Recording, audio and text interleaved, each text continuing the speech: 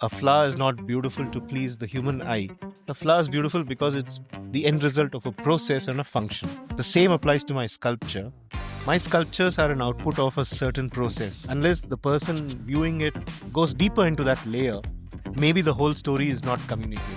From your first project of the tree as a sculptor to the forms that you have developed now. Stumble, research. That would be my cycle, and that is still my cycle. And in all of this, when did you pick up sketching? It happened all the way. And painting? Painting was more recent. It was something I dabbled when I started seeing these visions I told you about the geometric patterns. That's when I realized probably am partially colorblind. What's your mental model of success? I always feel my best work is what is the golden angle. The golden angle is something that a tree would typically demonstrate when it distributes its leaves. Again, Fibonacci comes in here. When the rotation happens at 137.5 degrees, it's the golden angle. The leaves will not overlap for a very long time. Typically, most people in a creative space have a complicated relationship with money. What's your relationship with money? Yes, it is complicated, and we know life form in a certain way. It's dictated by the blueprints of the DNA that is native to Earth. What is stopping us from thinking of another DNA from across the cosmic distance? Would it follow the same fractal geometries that we see in our biomimicry? Would it follow the same patterns that we see? My head is spinning now. Too many things. Are you an alien? I'm sure to someone Looks somewhere. like, because the kind of work we see is very out of the world kind of a thing. How do you do that? How do you even get to being there? I have an interesting phrase that comes to my mind.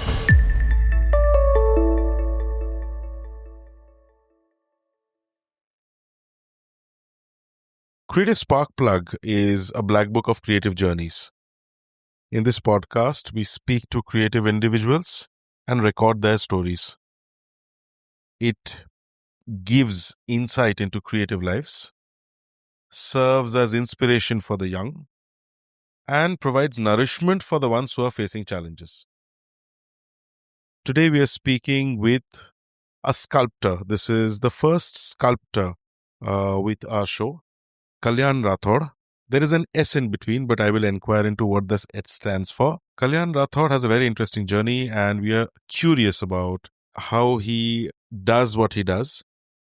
He marries art and science together. That is something that you'll find online as well. But most interestingly, as to where his journey of how he reached where he reached and where his life has meandered on the way is what I'm curious about. I personally have found out a little from people and online sources alike to know a few nuances of his journey, but I'll let him go walk that, take us through those steps in his life. Kalyan, where did you start? I know you're from Bangalore, but Rathore is something that I'm curious about. So as Rajesh had inquired, you're a Rajput. That's right. So yahan kaise? I've heard stories about my grandfather walking from Burma all the way to Chennai post or during the World War. So that's the way my family came down to south of India. We are originally from Jodhpur, and that's where the Rathore name comes in. And the S you were referring to is Singh. So all through my college and school days, I used to be known as Kalyan Singh. But then the Rathore was a little tricky. The minute you say Rathore, friends would pick on the rat part of it. So I was like, I didn't want to take that chance. So only when I got into the art profession, Kalyan Singh looked a little too plain. And I said, why not add Rathore to एक it? दमदार नाम, एक दमदार नाम चाहिए. हाँ. Kalyan Singh Rathore. Yes. Aaya yeah. So that was the story of my roots and my name. So I'm basically a Rajput, but Uttaita Bangalorean. Right. Now you're a Through, Bangalorean. yes, Yeah. pretty much. Yeah, So but the ಊಟದಲ್ಲಿ ಅನ್ನ sambar Anna Sambar, all ಮೊಸರನ್ನ, Indian, South Indian ಅದೆಲ್ಲ, food, adella ಹಾ. is regular. So only ನನ್ the... Kannada ಇಷ್ಟೇ. No, I can manage more, but yeah. So very much a Bangalore boy. But roots are from Rajasthan. You did not start off as an artist. I did not. I did not start off as anything basically. That's all right. So Yeah. what were your initial years? How did you get till here? My dad was at HAL. He was a aeronautical designer, and so growing up, I had a runway like 100 meters from my home. Nice. So I thought that's how everyone's childhood is until I grew up. I would see aircrafts landing and take off. The other side was a chopper factory, the helicopter factory, as it is known. And those days, growing up in mid 70s and 80s, Bangalore was something else. So we lived in this quarters by HAL. So Murgesh Palya. basically, no, this is the one near after Murgesh Palya. Okay. Inside At the end Wind of Tunnel Road. End of Wind Tunnel Road or the other side? even after that, Marathali. before Marathalli, Okay. somewhere like 20% of the runway Mm-hmm. at that point. What is now, I think they have an experience center. Mm. It was basically called the HAL the quarters. museum that is there. Yes, yeah, Okay. near that. So those were my growing up days, and basically like a feral child, you know. I love that term. I'm going to use it. So those were the days when, you know, your dad and your parents took you to a school, and like for 3-4 years you're doing everything at home in your backyard. You're literally Tarzan for 4 years, 5 years, and then they remember, oh, this guy needs to be put in a school. So come, next day go to the school, and I remember walking into my class with like 60 children crying in synchronicity, Harmony. harmony. The whole symphony was And going on there. yes, yes. So that was the kind of school that I got into. So, did it inspire you to cry, or you decided not? I to? did. You did. Just by looking at those other kids crying, I started crying. Just curious, yeah. Yeah. So did you fall in line, or did you say, "Listen, bhaiya, मैं अलग हूँ, तुम रो, मैं नहीं करूँगा." नहीं, unfortunately that didn't happen. Fortunately or unfortunately. So I begin with that jolt about school means go and cry. Yeah, so that's what happened for quite some time. That was my initial years. So I used to love home, backyard, insects in my backyard more than school. I'd try to go to school. Which is your favorite insect? An ant, actually. And why? Because, you know, until the age of 7, 8, I had a strong conviction that I was going to be a doctor treating ants. Because I had doctors in my neighborhood. Treating ants. Yes. Not studying ants, but I wanted to be a medical doctor who would specialize in taking care of ants. So I used to call myself the ants doctor. I'd made a nice badge and all that. So I'd tell my neighborhood doctors that, look, even I'm a doctor. You treat human beings, but I treat ants. So I used to make these small, beds for the ants. I'd make a small restaurant and then leave small bits of sugar and stuff for the ants to come. I would study them. Nice. That was the This is madness interesting. I had. So nature So study started early. Yes, yes.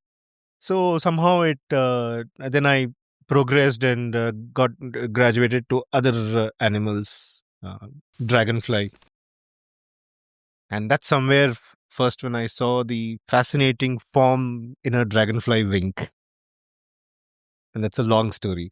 And when did I discover that that pattern has a name? Right. Is Okay, what's the much story? much Yes, we have time. Go for later. So yes. So animals and the morphology of an insect. You don't know those names, you don't know those terminologies, but then you know that there is something here. And you start stumbling upon facts. So that was my initial learning. So it was all between, cry in the school, come back home and be your Tarzan in the backyard, run around, catch insects. I would be very kind. I would never kill an insect. So I'd wait for a dead insect to then start dissecting it, look at it through a lens and stuff. So that was how I think looking back, I got fascinated into form. Did somebody introduce you too early to Leonardo in your life? No. Like whatever little I know about art history and artists is very recent. So, like, most of my learning happened through tactile processes and interest in something, cutting a leaf and dissecting a insect, wondering how the ant's legs are all centered around one point. Is that the center of gravity of this creature? And how nimble they are when they walk around, no matter what kind of rough surface, or they're walking upside down, they're walking on a corner and an edge, the legs adapt to the surface. Now I can recall it. It can be such an inspiration for a robotic creature. So my fascination was learning from nature. I didn't know until years that there is a term for it, like morphology or biomimicry. Biomimicry. Yes.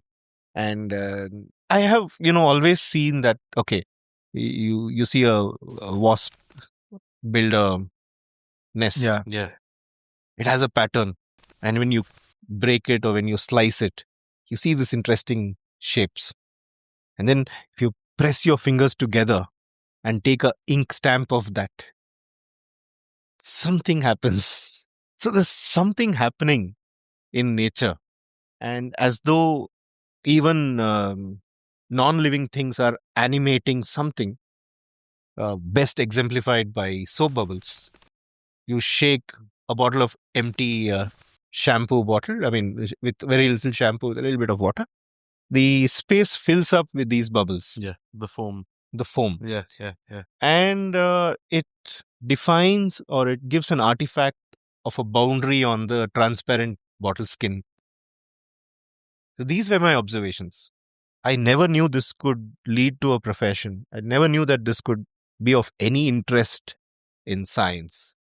So, fortunately or unfortunately, I mean, our education system would not encourage your knowledge or your curiosity in anything beyond the books, and that too those days, early 80s, late 70s, early 80s. So, and I was a dull boy in school.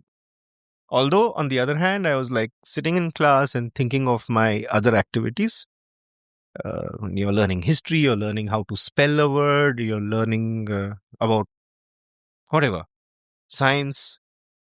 One fine day, I think in our sixth or fifth grade, the teacher brought in some paraphernalia and she said, "Today we're going to learn geometry."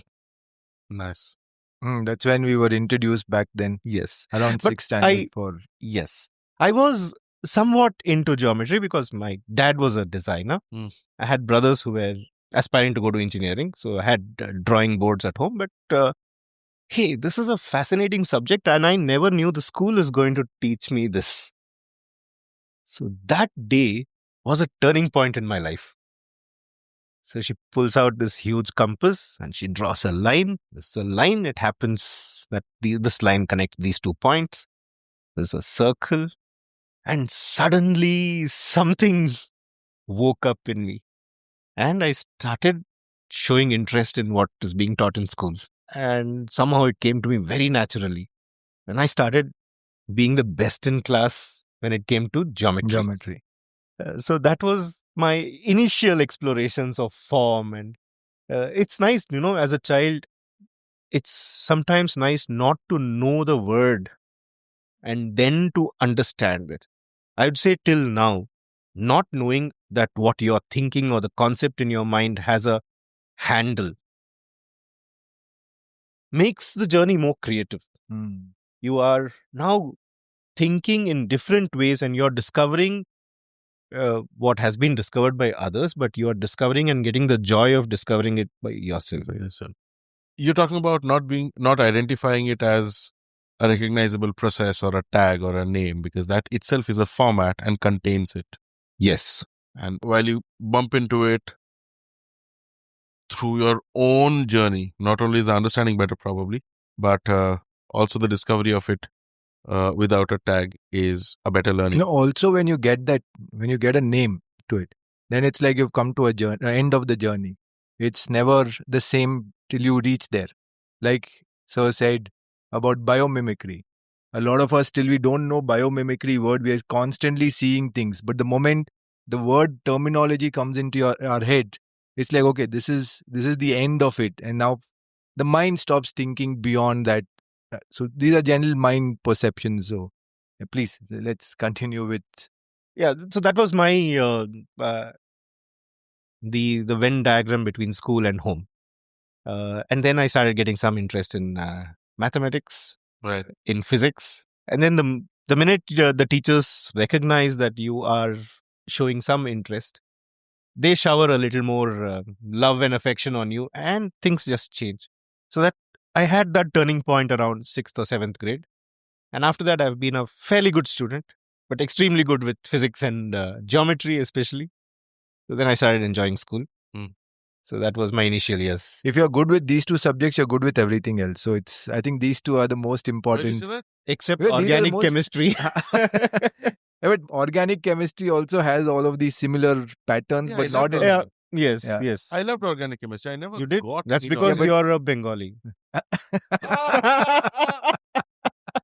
Honestly, every person who loves chemistry, as far as I know, is a No, I didn't like chemistry. I like only organic chemistry because I could logic it out. Yeah. There okay. was a formulation in it. There was some concept that I could understand. But yeah, this is how it works. Right? Inorganic chemistry, I just had to rot it or mug it. And it never occurred to me. मेरे को समझ में नहीं आया. And anything that I can't understand and I have to go through, it's like having a pill, right? I don't have a choice. I have the don't same get- problem. I have I don't exactly get it. the same problem. Understanding nahi hai, you just swallow the pill and move on in life. Correct. So organic chemistry I liked because I got it. Inorganic chemistry, भगवान समझाए मेरे को. I mean, that's The moment you get geometry and physics, you are automatically bound to be good with other subjects. These two are the most difficult. So Geometry and physics. I Ah. thought they were easy. Weren't they anyways, I easy? think we'll continue with Kalyan. And it seemed easy. Yeah. Yeah, it was fun. Yeah. And you got it, yeah? Like, there was logic to it, no? Yes, there's a tactile. refraction. Physics में आधी चीजें वैसे ही sir के ऊपर से जाती थी. Wave, dual nature of light, Tyndall effect, ये वो, all sorts of things. And there also you had a lot of other different these things. But again, those are, I think we'll leave it to the school. So we'll continue with you. So from school, what was your journey like after school? Yes, after school. The thing is, I was just a mixed bag of interests. Wanted to do medicine at one stage and wanted to be a physicist at one stage. Eventually, I did nothing of that. I studied graduation in science, and then I had a couple of stints and in and out of NID because of my interest in design. And nothing worked out for me in terms of education per se in the conventional word. So what exactly? But before we get there, when did your being doctor of ants go out of the window? I guess around the 6th or 7th grade. When geometry came in. Yes, when geometry Okay. came in. Nice, So- big question. Yeah, that data point was important. So okay, so what was the education like post school, and what exactly did you do, and how was it different from what the current generation of education system is? Yes, I didn't know much about design as a course or industrial design or NID. I came to know later after I had done 2 years of bachelor in science. So, which probably was a blessing in disguise too. And then I did a couple of short courses in NID, including packaging design. But basically, it was the experience of being at NID for that short duration and understanding the culture and the environment of design really came into me at that time. So, But since sorry to cut you off, Yeah. since you were already clear of geometry, physics, art was not there at that point of time. no, art was Because back in school, then in those times, art was never an important subject. So, but being good in geometry and physics is not the pathway to a good sculptor or a good creative field. But I So don't think so. where did- Sculptor So occurred where did creativity come in? Was it because of your dad being in the design field? Was that always there, or creativity probably came in, yes, because dad would discuss a lot of design nuances with the aircraft that he would, talk to us kids about his work. So in a way, I knew, yes, there is a field called design, and I didn't know how varied it can be. So creativity came from that, and also because, by and large, be it my brothers, my parents, they would never emphasize on, good marks, do good in school. That just be average is fine, but the emphasis would more be on learning. So a lot of interest and creativity happened at home, and if I learned something in school, I would love to come home and try and make that at home. So let's say you learned in fact, when you're talking about Newton's laws, then I would be back home and use a balloon and put it on a pair of wheels and see if it can actually work. You blow the balloon and then the cart would go in the other direction. So I guess for that era, I'd probably be one of the kids who would be doing that kind of craft relating to the subjects you're learning. So that was my keen interest. I would always want to do something hands on. Only then the concept would sit in my mind. And I would do it secretly. I wouldn't, it wasn't like you could take it to the school and then say, look, teacher, I did this. That wouldn't be encouraged. So I would do this at home. I'd show it to my dad and he would say yes, or he would add something to it.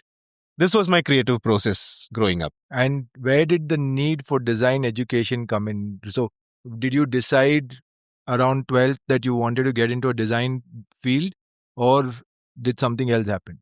No, during my 12th, I had not decided. I thought I'd do something like pure science, study physics as a postgraduate student. But that didn't work out. Physics became too complicated by the time I finished my graduation in physics.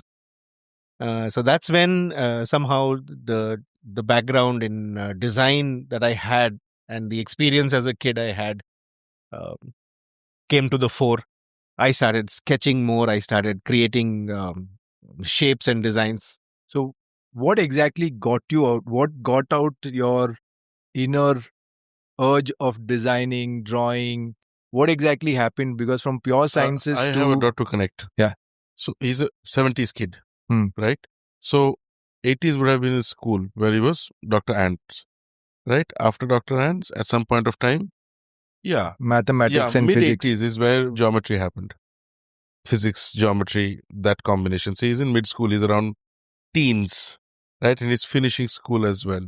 87 is a number that he mentioned some time ago, wherein he was in college. I was in high school. Yep. Just finishing up Yeah. school. So I think early 90s is when Early college nin- would Early have happened. 90s. Yeah, so- when He finishes college. What did you do from finishing college to 2002? That's what I was Yes, actually yes, asking. yeah. So similar. Yeah, about a 10 years gap Huh. in between. Yeah. That's when I started working with industries and designing stuff for them. I designed equipments for hospitals. I designed equipments for gymnasiums because that's where a lot of physics came in. The weights, the counterweights, the balances, the hinges, and somehow when you did equipments for gymnasiums, those days those isolation machines were not common. So, the ones that have dead weights, cables, and levers and seats. So that was my initial entry into industrial design. Mhm. So how are you going to And this is design without having without having any formal training? And Yeah. the only orientation probably you had is from your father, Yes. who used to design aircraft components or aircraft itself. Aircraft. Yes. Right. So, in some sense, you're saying that principles of design, and I use the term principles of design because you're talking about being relevant to the industry. If you're relevant to the industry, that means you have something to provide which they find valuable. You're employable in some sense. So, principles of design are already in some sense ingrained Yes. in you, and Yes. it is also already functioning or making you function as a designer in the Somewhere we are missing a link. which is So from pure sciences to design, how did that happen? So- yeah. For me, that is not a difficult No, link, but let him speak. We'll let him Yeah. talk. Yes. So from pure sciences, where I studied a lot of physics and to some extent understood structures, nature, tensile strengths, bulk modulus, and materials. In physics, all in of physics, these. yes, Okay. yes, a good deal of that, and my own parallel Basically learning. the I used to go to forces and all of that. Huh. see just to use their library and speak to those professors because I was pretty much sure I'm going to be a physicist, right? Right.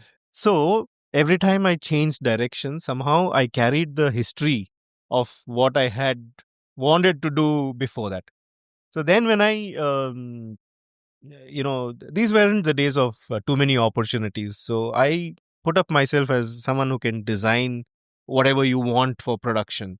So I got breaks designing equipments for hospitals, a little mundane things like adjustable beds. I'm So still a little lost because I'm still not able to connect the dots between being a pure sciences student, yeah, wanting to be okay, a physicist, and then being a designer.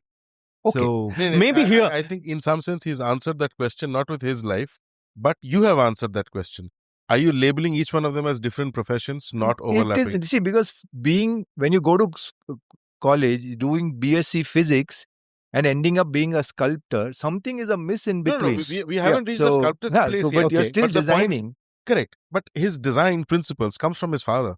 He's already been making and doing. Yeah, but this. it's as good as saying that because my father was a carpenter, I start getting carpentry jobs the moment I move out of college, even But though you I've didn't done put something else. you didn't put So- yourself out there. But the No, but I'm actually still trying to connect from physicist to a designer. How? So, well, I mean, I guess that's a link even I'm trying to figure out. But the thing is, me learning physics was more hands on. I would try it, like I said, from my school days. I had this habit of sciencing it to an extent where I would be comfortable understanding it by your experimentations. so would it be okay for me? I mean, in my head, to say that in physics, one aspect which is mechanics is what interested you Yes. more than everything else More in than physics. everything else, yes. So now that connects. There's another aspect That helps me draw the line. He's also spoken about a few other things Huh. in terms of structures. Yeah, that's what. So that comes in from mechanics. What about the form? The Again, soap mechanics. All of that comes from mechanics. Otherwise, if you're getting into other forms of physics, then this doesn't come in. You So- talk about the heat aspect of it, Yeah. or all the other Those, principles of it. yeah, there's a lot more. Thermodynamics. Yeah, and thermodynamics fluids. and all of that. Yeah. So, but mechanics is what probably connects the dots. So then, because you were more interested in mechanics of physics, the mechanics side of physics, would have it probably helped if you? I'm just saying. I know it's not possible to go back in time and change, but if you would have done mechanical engineering, would have it been very different from what? I guess I would have lost interest in mechanical engineering Okay. because when they bog you down with too much of calculations, somehow the philosophical beauty of the subject is lost. That's what I believe. And I kind of, you're right. I think I'm always seeking the surface philosophical beauty of something. I'm a master of dabbling at things than wanting to master one subject. So, what could be something that every parent would not want their child to do at one stage turned out to be an advantage for me later. Mm. So, I wouldn't stick to one subject. I would kind of meander Right. and So, in some explore. sense, if it's right, would it be right for us to say that a lot of learning you did parallel to beyond just your subject that you were in, as an, let's say, BSc degree that you were doing, whatever you're learning in college, apart from that, you continue to learn a lot more, be it structures, be it more mechanics, even understanding the hinge and the fixed point and momentum and all of that. Was there some parallel He said interest? he was Yes. experimenting at home constantly. Yes. No, but that was in So- school. Yeah. What There's another happened? thing that happened during school. Okay. I got this amazing gift from my brother who had gone to Europe. And way back those days, it was a mechanical building set. Right?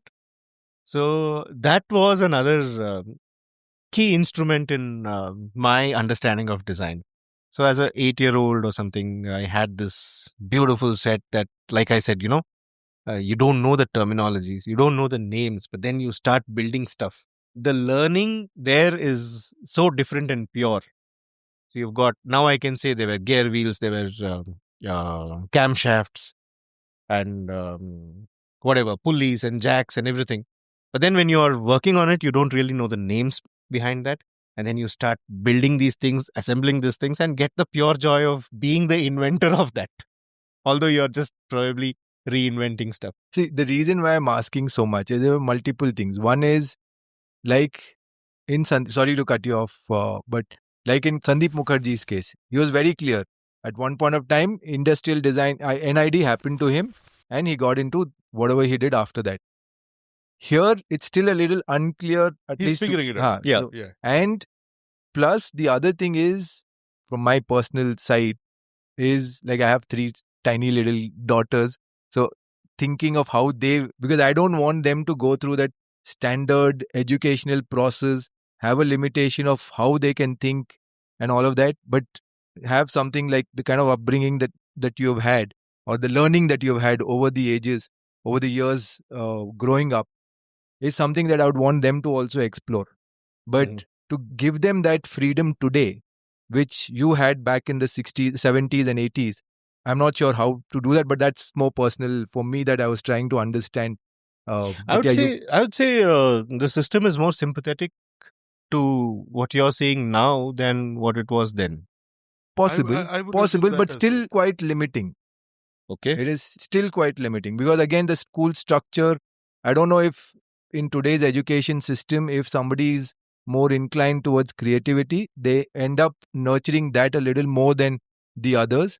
But that's something that I'll have to learn over the years as they go through higher. Because they're still too young. Two of them are in nursery and one is in UKG. Okay. So I'll have to see what kind of school systems come up. But yeah, we'll continue with your story. Okay. Yeah. So this mechanical building set called, I think, Fischer Technique from West Germany. So that was an amazing toy that introduced me to design and almost industrial design. So I guess that's the link that you were talking about. So although I'm doing physics and pure science, I have that background as a child, a very tactile understanding of design and structure and manufacturing. So that's when I started getting some breaks in industries where I could start designing some things for them. So this is early 90s, I would say. Designed a whole lot of interventions for hospital equipment, gymnasiums.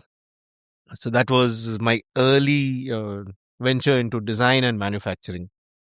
And then I was a little in and out with NID and got in touch with that group. Gaurang Shah from NID was a mentor. I don't know him, but I've heard the name. Yes. I think he was doing packaging design in those days. And Sutar was teaching us paper modeling. And then, of course, Ranjan. MP Ranjan. Yes, I've attended a couple of his classes. So this was my little stint at NID. One thing I can definitely connect is how the physics ended up, seeing expression in the sculptures that he makes, which has dynamics, which has motion, which has third dimension, fourth dimension, the time, plus the sound and waves and all of that. But I think that's gone far behind, long ahead. But we'll come back to I this and wanted then to take a little data point. How many brothers are you guys? Oh, a lot. I'm lot. one of 6 brothers, the youngest. Youngest, because that's why when the you said Tarzan. you were 8 or 9 and dabbling with these things. Yes, my and your brother was in got it Europe. from- Yes. So I was like, age gap, if he's getting things Yes, back, yes. he's Yeah. earning for himself, or at least he's old enough to visit another country and get you something. Yes, Right. yes. So the oldest and you being the youngest, what is the age gap? What, 20, 19 years? I think. It's like my mother's scene, right? That's difference between me and my dad. Oh, what? 19? Yeah. Seriously? Interesting. So you'd data be point. more like friends. Yeah. Yeah. Lovely. So are they also into design or No, creative no, fields? None of them? None of them are into. They're all hardcore engineers and Neither of manage- them had this pressure of getting into aeronautical design or anything? engineering, yes, but not aeronautical specifically. Okay. Okay, I have a series of enquiries to do with We'll let him finish that story of... this thing and then, yeah, sure. Yeah. This part of my schooling would be like I'd sit in class and hide my sketchbook and start sketching what I'm going to build that evening. And now I know the components I have. I've got those bricks, I've got those connectors, I've got those camshafts, and the gear wheels. I'd be waiting to come home and build what I have sketched in school. This was during the BSc No, or no, the no. college This was stuff? during School time. eighth, Okay. seventh, eighth, Yeah. around that time. This is with his brother's Yeah. gift of that. Yeah. Yes. So this is when I think eighth grade. If you guys remember, I don't know which generation that would be from. The I'm late first 70s. late 70s. Okay, you would have seen this video games that came in, those Popeye and Donkey Kong and stuff. So if one kid in school had that game, he would be like the king. emperor. Yeah. Yeah. He would, The he would be emperor the of- King Kong. So we a couple of kids in the whole school who would get that and pull it out of the bag, and he's the best friend of everyone. He's the most popular kid in school, and that was the power that electronic game had. Yeah. So there was this game where you'd play, you're driving a car and the road is actually moving and with the other obstacles. So I was like, obviously I couldn't afford one and one would not be available in India. So what I did was I thought, let me see if I can build one like this. I don't know shit about electronics. So I take a long scroll of paper, really long, maybe like 5 meters. I stick this paper, I cut them into strips and stick them to create a long strip of paper.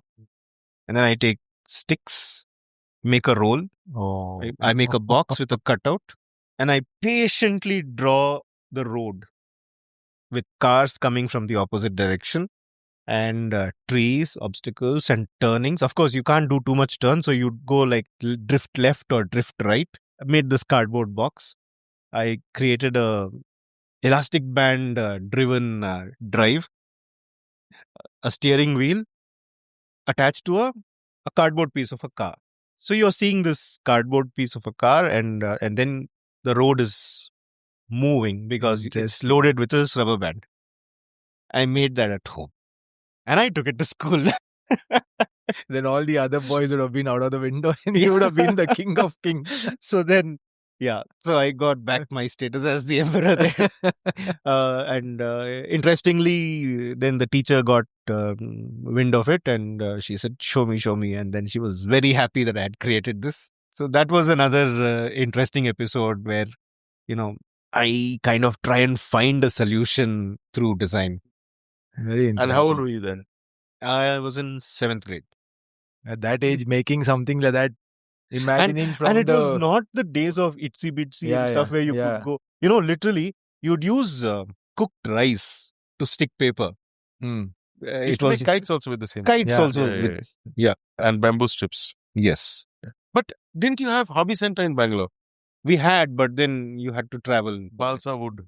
Yes. Street. Yes. Yeah, but hobby center. in 7th standard, how do you know all Yeah. No, hobby center. I mean, I didn't know it till I got to college also. But hobby center had done its time, Why I'm saying this is because I think our previous generation, in some sense, and I'm not saying your previous generation, but just from the point of view that people I worked with who are senior to me, let's say 8-10 years gap with me, they all went to hobby center when they were into the making space or prototyping space or making scale down dinkies or whatever. They didn't know where to go, and that was the only place. Art people or art aligned people used to go to Reliance. Reliance, yes. Reliance and Bhaskar. Yeah.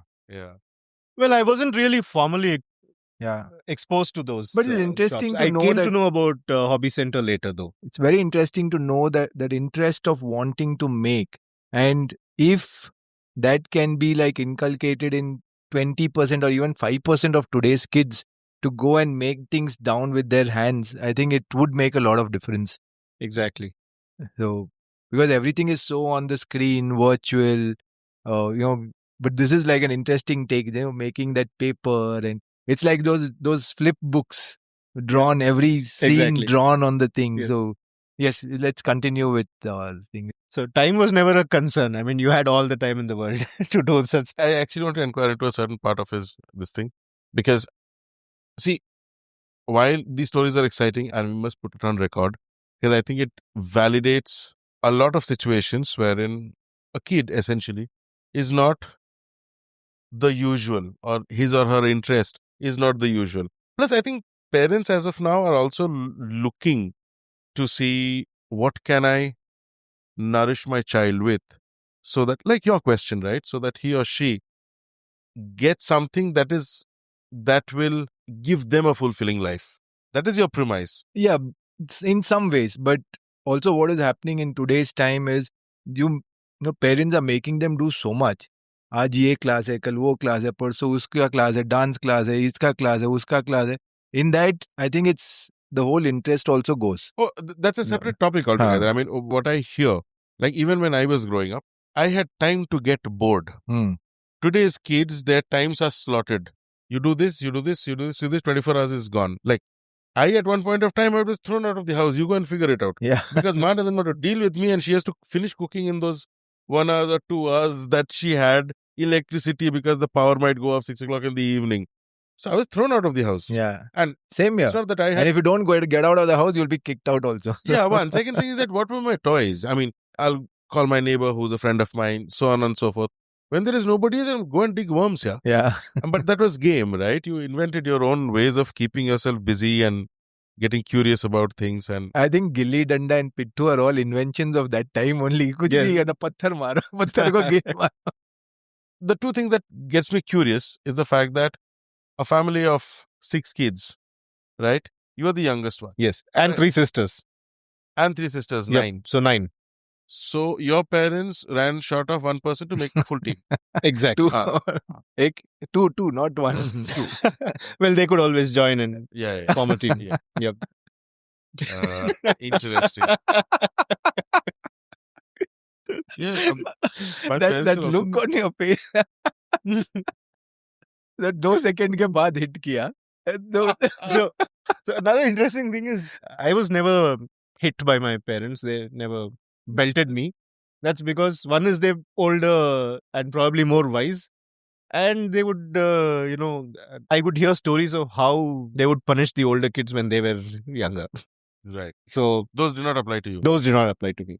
The other thing is that in spite of him being positioned at HAL, being a designer, having kids who are already going in a way which seem to have had a promised future, engineers or whatever it is, there's a promise to that profession even today. That engineering karega to life. Yes. You are into a certain tried, tested model of a successful life. Did none of that pressure come to you? No, it didn't. Because somehow I was allowed to do, or I just fell into the fringes in that population and nobody realized what I was doing. Right. It's something in between. So, yeah, I could do my thing.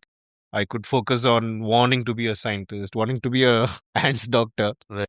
and then eventually doing some hands-on design. मेरे दिमाग में कुछ और ही चल रहा था. तुम्हारे दिमाग में When you क्या said didn't you have that pressure?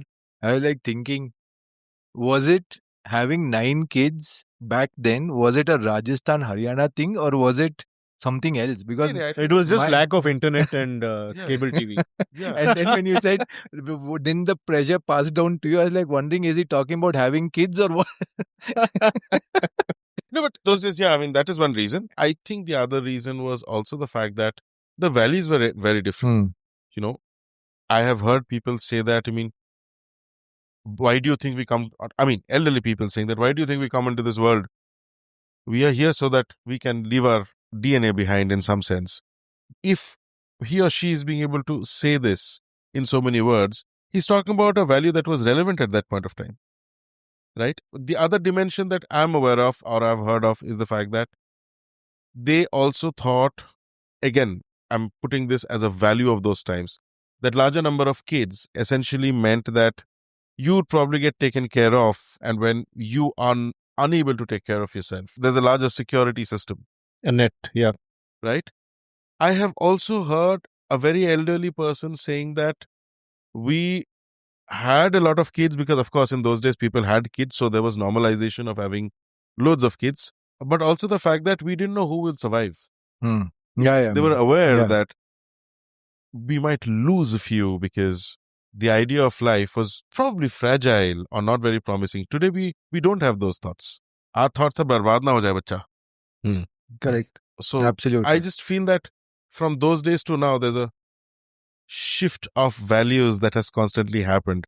So today you've got 3 kids, but I think that's because you had twins in your second district. You'd probably have planned 2, and that is what I see.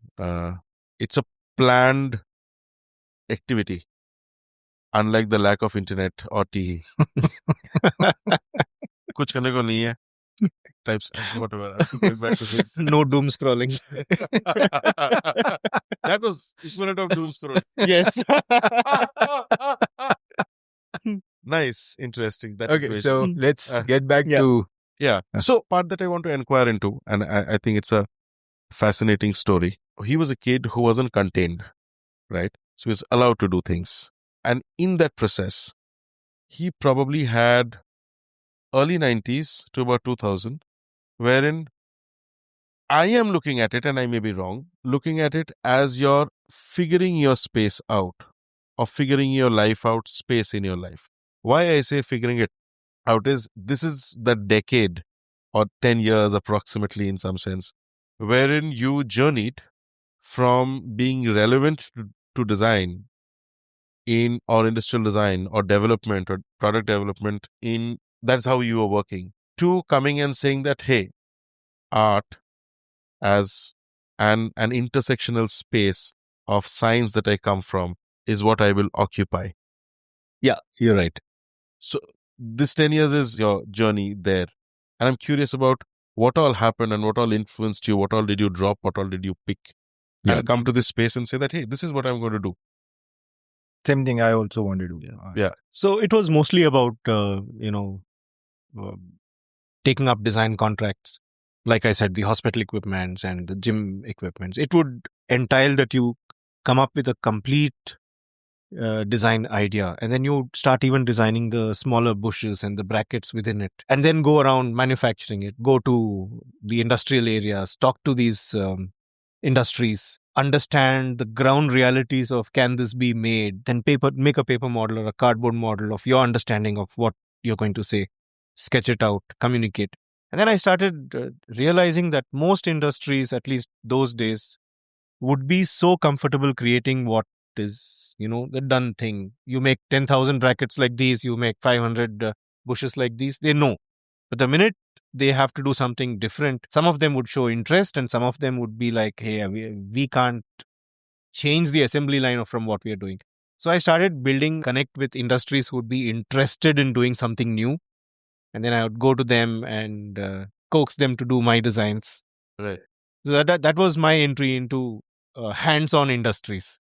So that's where I made equipments that the vector forces and the physics that I've learned came in handy, pulley systems, mechanical design, all those things, employing those things. I created gyms that can be installed in homes.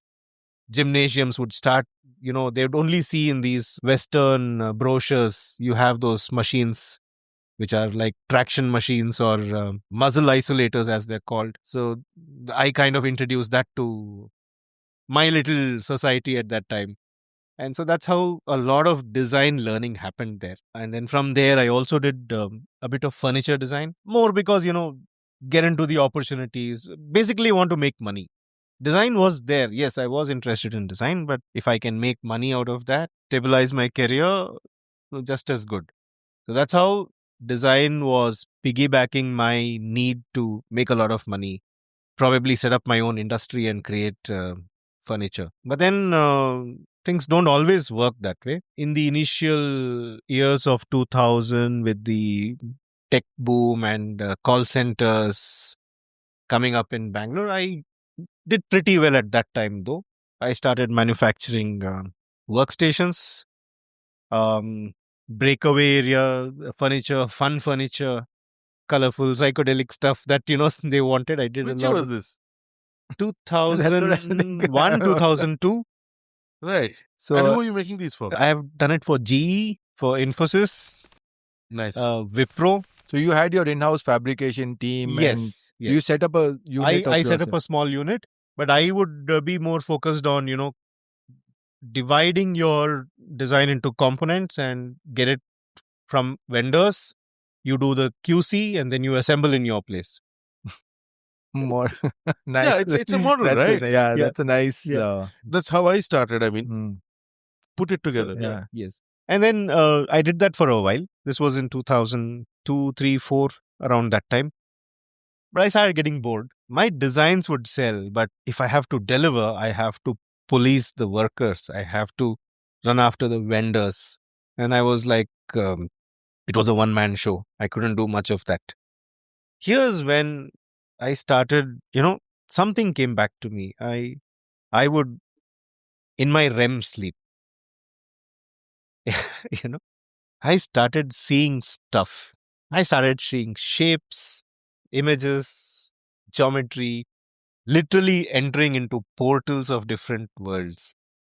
Almost like a TNT experience. You had a God vision. Yeah, Right. kind of. So I'd wake up and I'd say, what was that? I just don't know what I saw. And then I decided next time it happens, I need to sketch this. So sure enough, it happened again. And I woke up, I'd sketch out these geometries that I would see, which now in hindsight, I could say is probably like mandalas or fractal geometries. At that time, I didn't even know those terminologies. So I started getting more and more fascinated into it, and I started becoming like disinterested in making products out of briefs. Here's the Most client brief.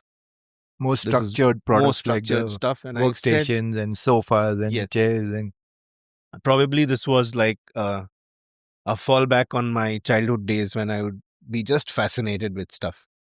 So that fascination started coming back to me. Not that I was, I had better resources or I had made a lot of money. It was still a challenge. It always will be. But nonetheless, I said, like, there was a stage when I was too bored and too burnt out dealing with customers, dealing with workers. I said, no, my calling is something else. I want to do, what is it? I don't even know if it has a name. Can I do art? But I don't know anything about painting on canvas, because for me, art would be like, what does an artist do? He paints on canvas. He probably makes a sculpture out of stone, wood. I can't be an artist. I'm an industrial designer. So that was my limited knowledge. At that time, as fate would have it, somebody came to me and said, look, we are looking for a piece of public art. Hey, there's a word called public art? Really? What is that? So public art is something, because you're into metal and you are good with manufacturing. I thought maybe you will have an idea. They want something that looks like a tree, about 14 feet tall. Uh, can you make it? This was like a cosmic moment for me. Mm. And I said, exactly. That's what I can do. I can make public art, and I can do that stuff with my industrial design background. I don't need to have gone to an art school to do this stuff. So the vision, the hands-on experience I had with manufacturing and steel and stuff, and this particular assignment that I was lucky enough to stumble upon, they all came together. It was an intersection of so many beautiful things. this was in what year, if may I ask? 2005. And you would have been about what, 30, I'll tell you precisely. I was 34. 34, having worked for almost about 12 years Yes. 10, and 10 10 odd 12 years. years Yes. done different She's also design. married with kids. Yes. I had And one kid at that time. furniture manufacturing Yes. to Gym did you also do equipment. gym equipment manufacturing? Yes, I did. Design plus build, Yes. you were doing that. Yes, I did. So after having worked for almost about 12 years between the time you moved out from college to the time this thing struck you that you can do, you're not meant for the regular stuff of manufacturing and stuff, and then this thing came to you. So that what I basically just was trying to understand was, is this something that really happens, or was it so you were actually meant to be doing a lot of design oriented work, which you were also doing while you were growing up, and after having somewhere lost that whole thing for almost about 12 years, it came back to you. And in all of this, when did you pick up sketching? Or how did sketching happen to you? It happened all the way. I would sketch. From school itself. Yes. And painting? Painting was more recent. It was something I dabbled when I started seeing these visions I told you about the geometric patterns. Then there was an interesting twist to my paintings also. My first thought was, why not I paint these things? Because I would believe, like, if you're an artist, you need to be able to paint it. Or, okay, you're able to sketch it with a pencil. You're able to understand the geometry in 2 dimension of what you are actually seeing. That really seemed more than 3 dimensional. But it would fall short of the beauty of what my visions. Nonetheless, I thought I'll try and paint what I was doing. I did some amount of abstracts. That's when I realized probably am partially colorblind. Okay. So that was another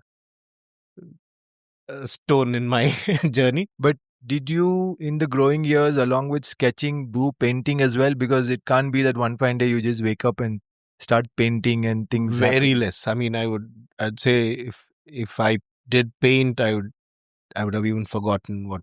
Okay. Nothing. Like a one fine day only. Yeah, it was pretty much because what we see here is not like a one fine waking up with thing and saying I can paint.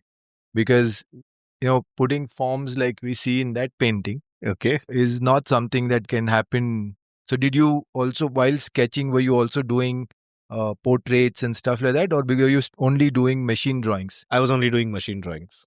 So I'm quite curious to know how the form thing came to you with painting and sketching. That was just a transition that happened without very involuntarily. It just happened, and then I did paint for a short duration, maybe a year or two. I did a couple of art shows. Interestingly, I was like an outsider to design, an outsider to an art world. It would always be like, what's your pedigree? What's your school? What's your genre? I didn't have answers to those things.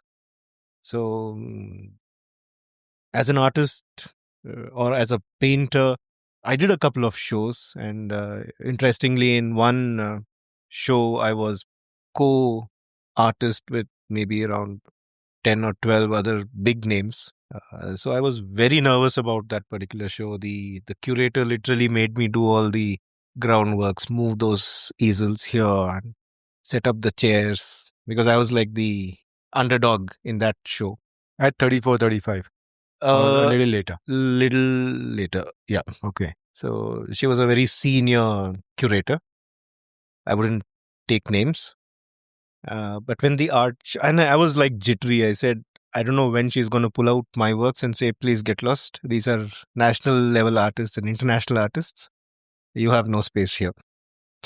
So although the wine and dine was already happening in the Star Hotel and the guests were starting to build up, I was shit scared of showing my work. So I would literally run away to the washroom and build my courage and come back to the show space. And then one of those episodes, I was waiting for my good friends to come so I'd have some moral support there. In between, once I came back to the art show, the gallery, and to my complete dismay, I see 3 of my works covered in bubble wrap. They were sold. Somebody bought them. Let me tell you.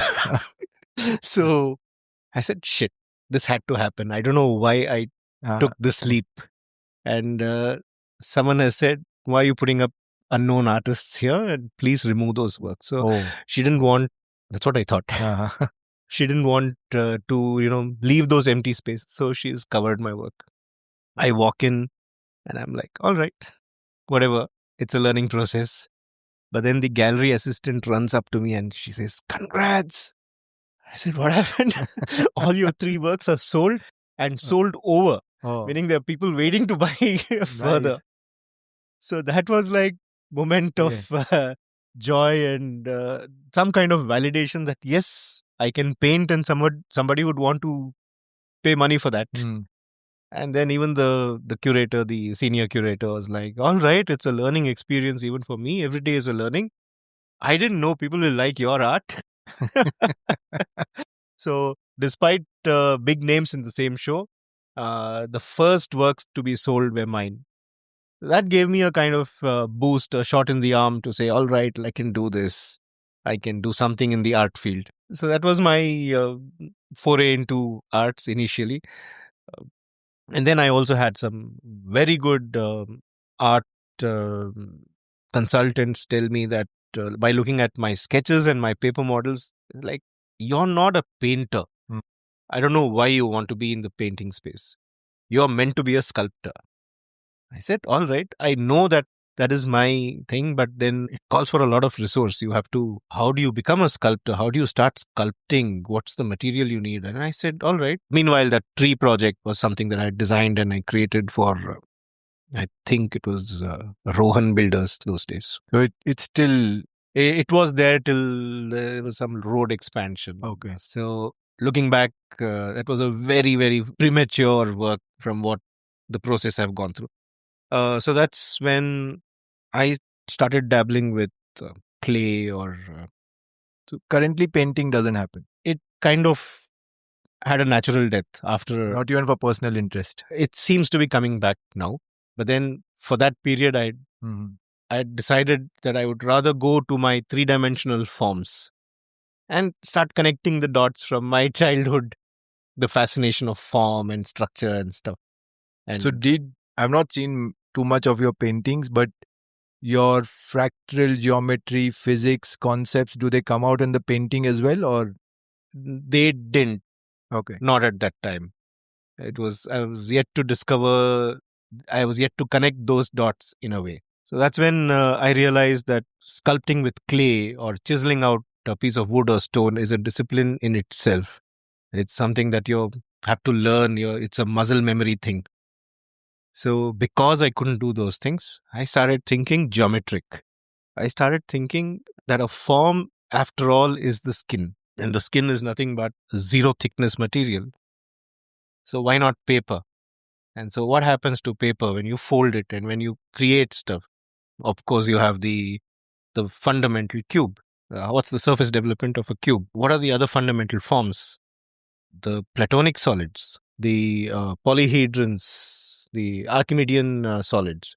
How do they translate from being a fundamental Platonic solid to an Archimedean solid, and then so on? These were my discoveries at that time. All at And the age of 36 and above. yes, So you went back and learnt all this, or it came very readily to me, probably because of my physics and geometry? physics and geometry and interest in biomimicry. Like I was saying, I learned a lot without knowing the terminologies, like the stamping of ink with your fingers pressed together. Then I realized there's a word for it. It's called Voronoi. What is Voronoi? Voronoi. Voronoi structure. Voronoi. If I'm right. I haven't come across that word. Okay. That's the structure that is so ubiquitous. You see it on a giraffe skin. You see it when you shave off a bit of jackfruit skin. Jackfruit skin. Okay. Yes. I can send you a video of Yeah, it. Done. You see it in the shampoo bottle. What about a leopard skin or a jaguar skin? Leopard, fundamentally, yes, but you would recognize it more as spots. The Giraffe textbook example would be giraffe. Right. It So looks you- like cracked. Yes. When you see parched earth or broken porcelain, cracked porcelain. They're not consistent. Yes, but they follow a rule. Yeah, they follow. So let me put more- it this way. That'll more also be from- the soap thingy. More Yes. from starting Yes. point, going broader, wider. Your starting point is always smaller, closer. Those kind of. Okay, that's something that I. There is a mathematical route to understanding that, and then there is a very tactile layman way of understanding these structures. If I give you an inflated toy, which is very smooth and rounded surfaces, you can draw infinite number of triangles to fill this space. So, and your triangulation would be large when the surfaces are like a large curvature, and if there is a neck, your triangulation would Be become smaller. smaller. Now, these are called Delaunay's triangulations. These triangles are the dual of Voronoi. Other The dual. Dual. So it's like there this. is a single unit. No. It's like it goes in pairs. Let me put it this way. If I drew equilateral triangle and filled a certain space, and then I joined the midpoints, the area centers Then of pressed these. it down, kind of like the wormhole effect. If you did that, then the whole distortion that would happen. There's that. No, not that. Okay. I'm talking about 2D only. Okay. So let's say you fill a two-dimensional paper with equilateral triangles. Yeah. Like in the case of a Chinese checker, one corner would be that. Lots of equilateral triangle. 10 dots. Chinese checker, yes, kind of. But see, you can. Equal. Okay, let me put it this way. You can draw squares, like the tiling, actually called tiling. You can fill a sheet of paper with squares. Similarly, you can fill a sheet of paper with triangles. Yeah. Okay, now if you took all the triangle centers and joined them, you would start getting hexagons. Yes. Right? If you had equilateral triangle, you would have regular hexagons. Correct. Those regular hexagons are the mother of Voronoi. Right? So everything. Yeah, Yes. Okay. Now I mean, forget. hexagon yes. Yeah. Now hexagon forget to you the drew mother. equilateral triangles. You have drawn Delaunay's triangles, which is you're filling a certain surface with triangles that respond to the curvature. That's where you'd see the giraffe belly has a different kind of pattern, but the rule is similar when it goes up to the neck and to the ear and the nose. The triangulations have become very small. So when you see those pieces, you have to kind of realize that the construction grid for that is the triangulation. Right? So these were some of the learnings, and I started working with paper, surface development, triangulations, polyhedrons. So what is a polyhedron? How can you explain to a 5-year-old what a polyhedron is and what is the surface development? This is where I would come in. I'd say, okay, take a beetroot, cut it randomly with straight edges, straight lines. You have a polyhedron. Yes. Okay. Lovely. Nice. So Yeah. how will a child understand surface development? All right, take a piece of paper. And why is it beetroot? Because I wanted to leave an impression. And I roll this beetroot on a piece of paper and I start getting the rubber stamp, the stamp of that facet. And then if I were to cut those shapes, I can create a replica of the beetroot. But when you create the replica of that beetroot, you have the reflection of the original form, provided you have the color on the outside, right? So these were the very unacademic, fundamental and tactile ways in which I would think of form, I would think of geometry, I would think of creation. Quick question. Lotus fruit, Yes, is it the same form? it is connected. It goes back to the Fibonacci series. Okay. So I'll come to that. Right. We all have Yeah. probably heard of golden ratio, Yes, Yeah. golden ratio, Fibonacci. the Fibonacci series. But then there is a golden curve, No. which is also, yes. But then there is a golden angle. What is the golden angle? The golden angle is something that a tree would typically demonstrate when it distributes its leaves. Okay. When it If distributes its leaves, a leaf Not the grows here, branches. not the branches. Let's say you have a set of leaves growing. The first leaf is in one particular orientation. The second leaf, what has nature done? If it were 90 degrees, in 3 or 4 iterations, it would overlap the first leaf. If it were 30 degrees, it would still overlap.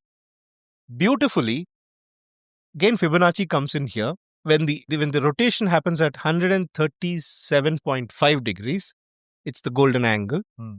The leaves will not overlap for a very long time. And that is called phyllotaxis. You've spoken about it in one of your reels. Have I? Okay. Yeah. So the phyllotaxis is a way Fibonacci is used to distribute equally, as though there is a system of being just, being fair, or a tug of war between the forces. But none of them are similar. None of them are similar. They They kind of animate. because your starting point. They're not congruent. They're not congruent, they grow. The best example would be the Nautilus shell, right? The Nautilus, yes. So where the chambers rotate and grow. But then these things are happening due to physics, due to forces. But is it really in the DNA of animal or a plant? So these are the questions I was trying to seek at that stage. So, two questions here. One is that the principle that you use in most of your sculptures, which are to do with the silhouette concept that you work on? I would say the silhouette. I've been doing a whole lot of animal forms, which in fact I call the white silhouettes. It may not apply there directly, but I keep that in mind to get the tessellation of the geometry. So it would be very easy for you to take a form and break it into 10,000 triangles, but it's not going to be poetic. There needs to be some kind of economy of edges or economy of surfaces. When you economize that, it's like a pencil artist drawing an entire idea with as little line as possible. So the same analogy applies to my three-dimensional animal forms. How can you capture the essence or the character of that beast with as little surface, with as little edges? So that process happens I'd say I pretty much eyeball those ideas, but then I can't really explain, but I kind of get it. So I know when it has reached I a have a poetic lot hint. of questions here, but if you have anything to Yeah, I have. ask, Pomegranate is an example, right? Exactly. When you cut a fruit, Just especially. peel it off and you'll see the same thing happening. Yes, They look yes. similar, but they're not congruent to each other. Yes, that's right. That's right. Let me give you an example.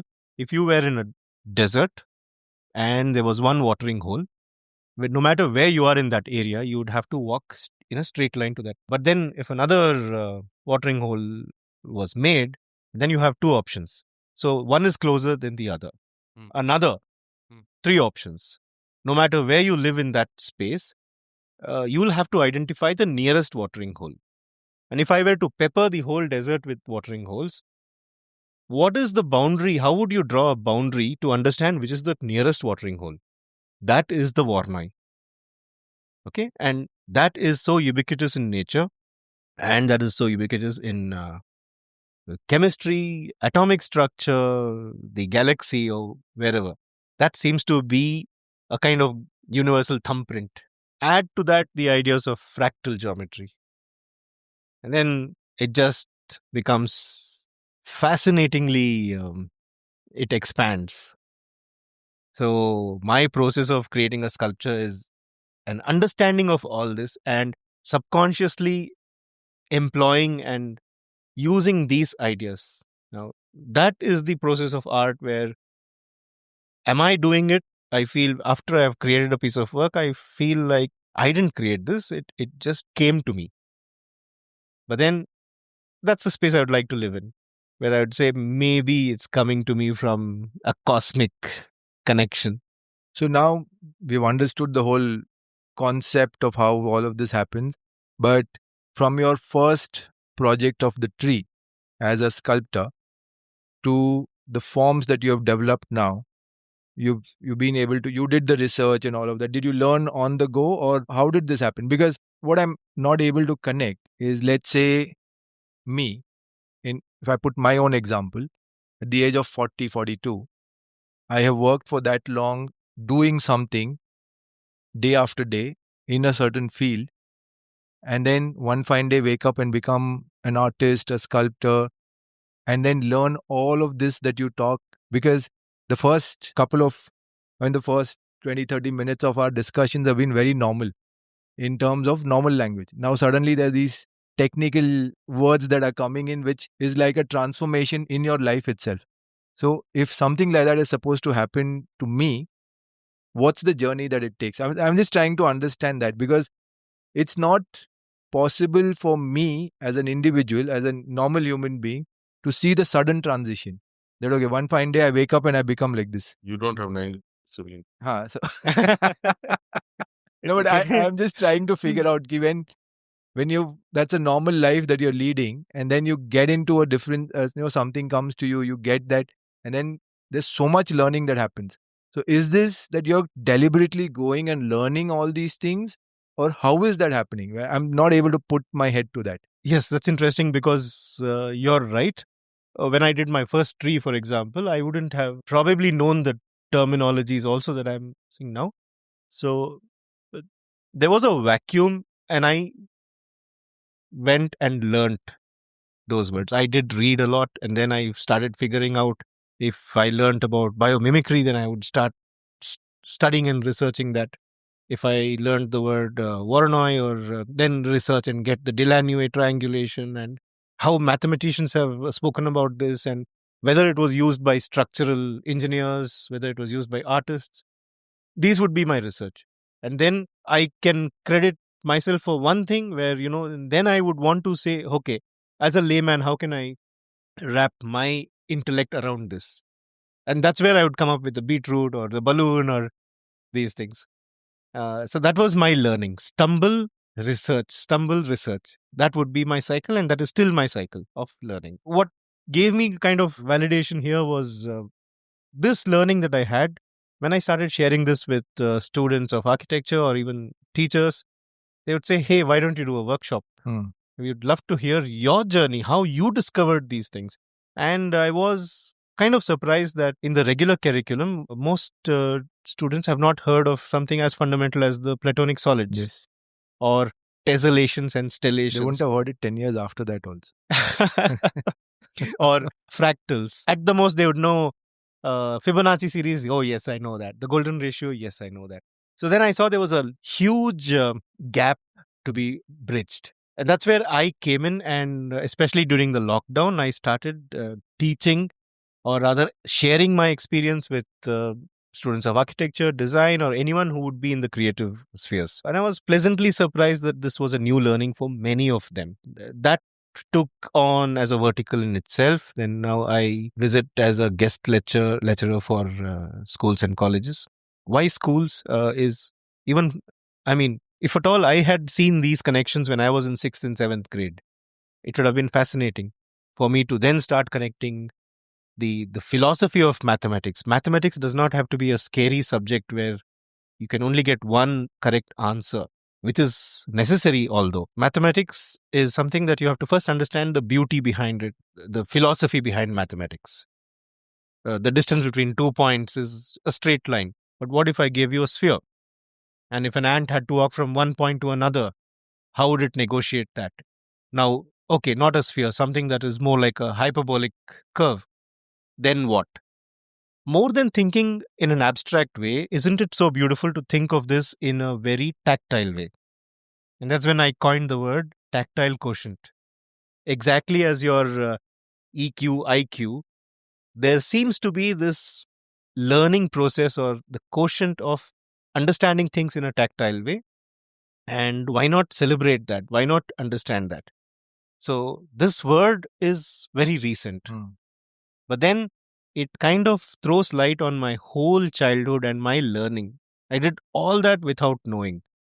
In my head, there is a constant firing of question about who do I identify him with as. See, he's defined himself. So from that point of view, that is how the world will know him, because he's come and said, I'm an artist, and within this large domain of art, I'm a sculptor. That's his identity that he's created. And of course, when you look at his work, you see why he's a sculptor. Got that. But when you listen to his story, you hear that he's not somebody who went to school, then went to art college in Baroda, and first year was foundation, and then started doing sculpture. And aaj tak wahi kar raha hai. He's constantly been, in some sense, curious, in some sense, by some force of nature, being driven to do the next thing. And he's also kind of taken on things that has come by to him, saying that if somebody's come and asked him, can you do this? He's gone ahead and given it a fair shot at either considering his doability and his interest in it, or acknowledged it as something that has probably changed the trajectory of his life. Both ways is what he's done.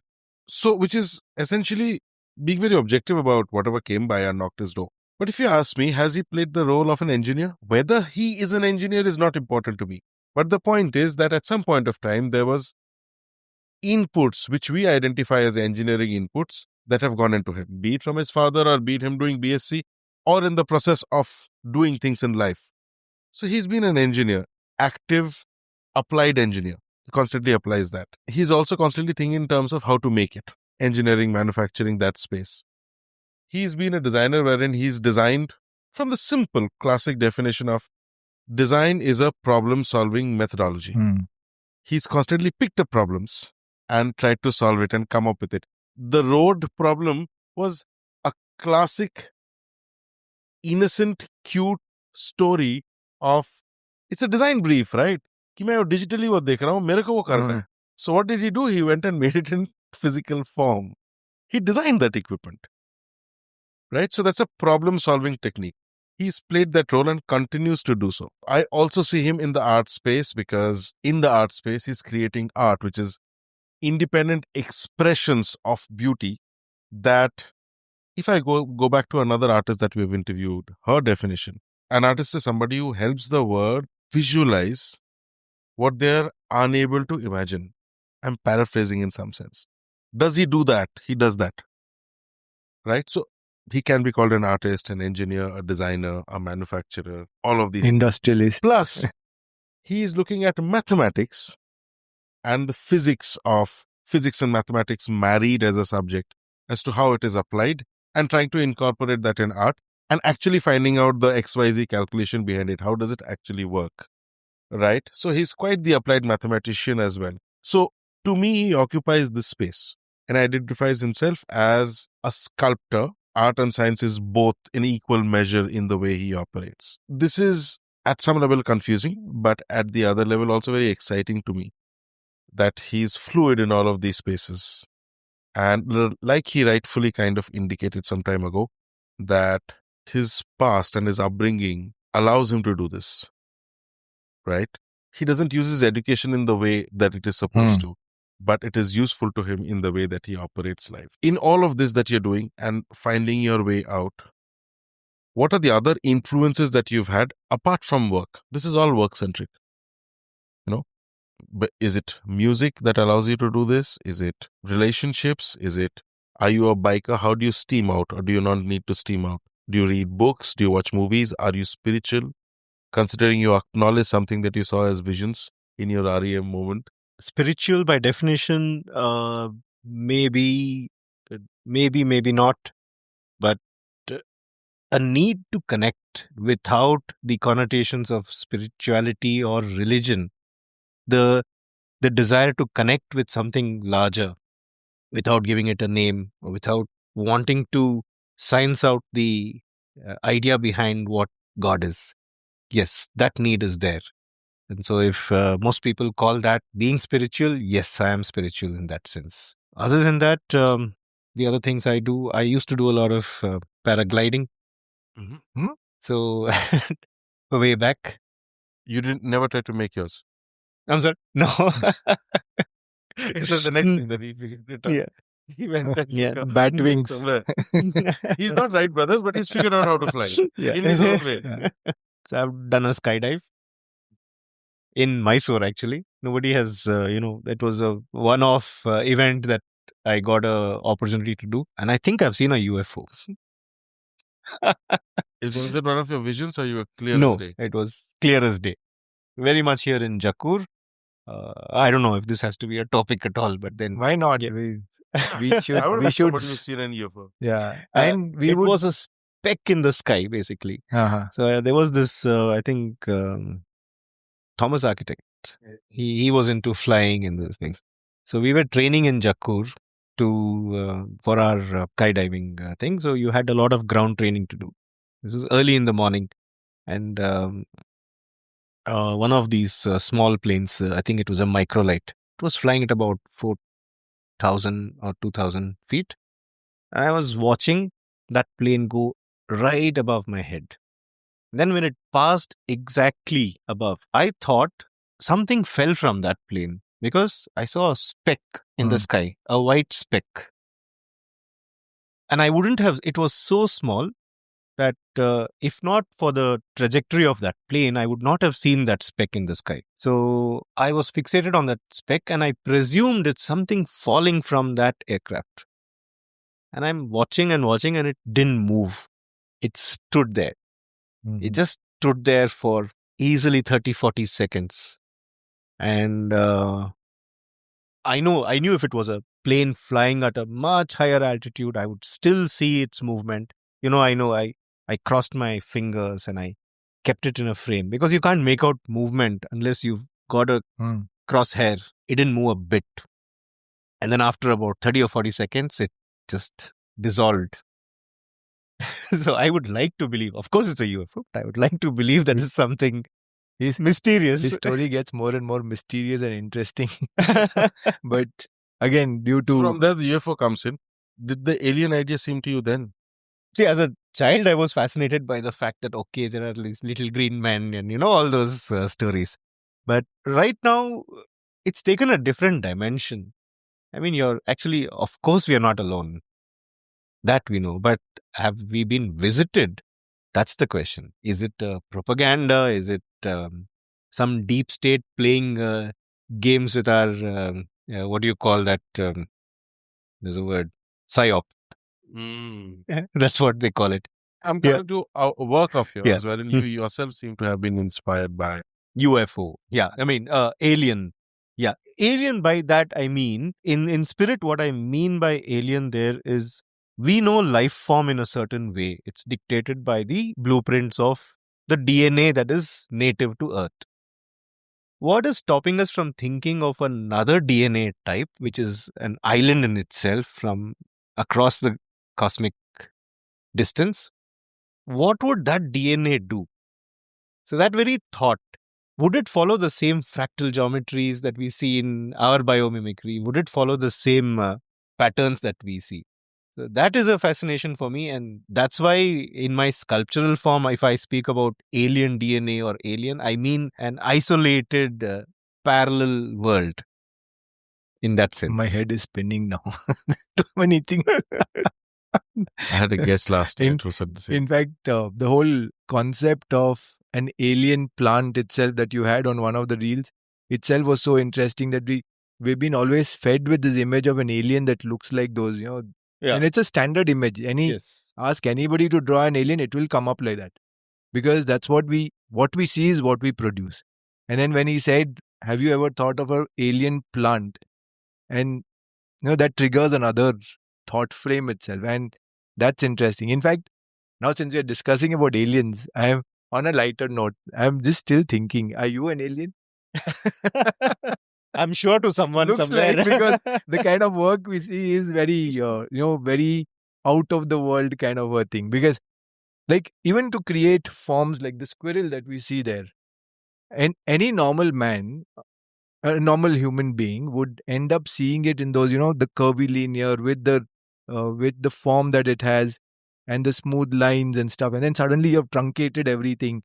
How do you even put that into the physical space? Fine, it's good to draw. But when from that 90 degree you have to bend something to a 101.2 to 103.1, one in this direction, one in that direction, how do you do that? How do you even get to being there? Oh, I have an interesting phrase that comes to my mind. 90 degrees is not always the right angle. Yes, in fact, from Nice. so this was one, and I think two other things that I took off from your Instagram. One of them was I've written it down here.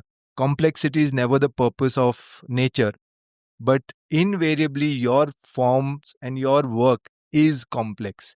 That's one that I took off from here. The other was, are you familiar with Zaha Hadid? So Zaha Hadid says there are 360-degree angles, and why stick to one? But in this case, it's 360 into 360 into 360. Every direction has the 360 degree thing. Exactly. So, and that's exactly what you're representing in your forms, in your sculptures. And it's absolutely mind-boggling.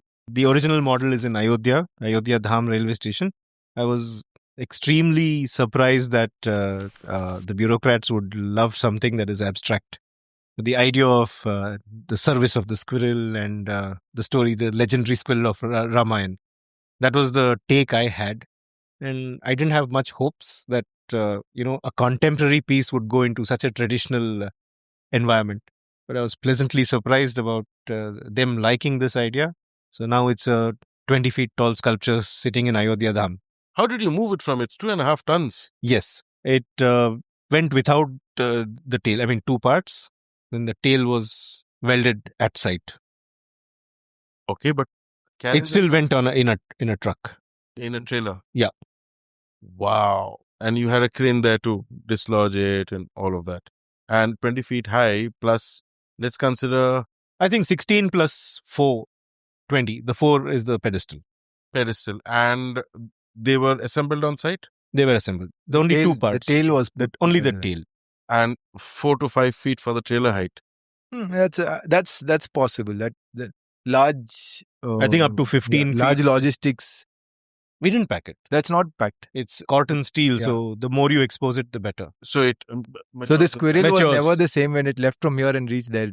By then it had reached He's also its. given it a finish that Huh. weathers or matures Yeah, with that's time. what. So by the time it reached Ayodhya, it had attained moksha. Just before I end, I want to inquire into one aspect of it. I see you, indifferent of how you identify yourself, in an intersectional space with multiple interests, and each of them are different fields of work. And people can identify themselves as any one of them. Right? And an engineer can say that I'm an engineer, this is what I do. But you actually have an engineering mind functioning constantly in what you do, in spite of calling yourself an artist. Same with design or any of these different fields that I spoke about. I don't think you're threatened by any of them, but considering that you've identified yourself as an artist, would you like to distinguish yourself from any one of them categorically? Like, are you a maker? Are you a manufacturer? Are you a designer? Are you an artist? Are you a mathematician? Are you a philosopher? Or somebody who gives form to things that are fantasy oriented? Or are you an engineer? Which one would you like to distinguish yourself from? Distinguish yourself away from, saying that he does this, I do. In hindsight, I feel grateful that I came into this field without definitions, without the pressure of boxing or putting myself in any space. So I see the boundaries between these apparently opposite or varied fields as the boundaries really blur for me. So if you're a sculptor and you're thinking of form, you need mathematics to understand that. You need geometry. And then, therefore, you need to understand if this can be made. So somehow it's a very seamless process for me from the concept, the story, the form, the philosophy behind the form, and the engineering. They seamlessly connect and it's a loop. So, as interesting as the bifurcation is, I fail to see the boundaries. Right.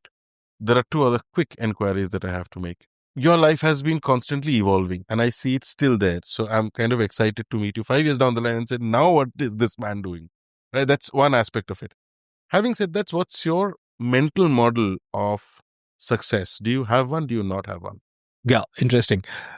For me, it's like I always feel my best work is just around the corner. I feel what I'm going to do next is the work I was born to do.